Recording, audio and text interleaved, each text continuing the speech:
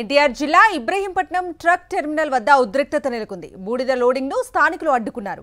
Contract సంస్థతో TDP నేతలు కుమ్మక్కయ్యారని స్థానికులు ఆరోపిస్తున్నారు. అధికార పార్టీ నేతల తీరుపై స్థానికులు ఆగ్రహం వ్యక్తం చేస్తున్నారు.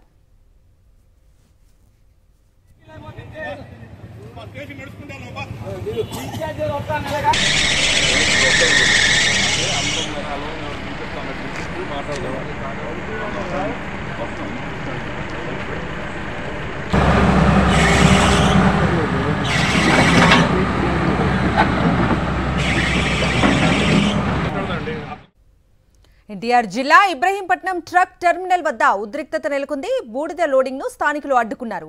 కాంట్రాక్ట్ సంస్థతో టీడీపీ నేతలు కుమ్మక్కయ్యారని స్థానికులు ఆరోపిస్తున్నారు. అధికార పార్టీ నేతల తీరుపై స్థానికులు ఆగ్రహం వ్యక్తం చేస్తున్నారు.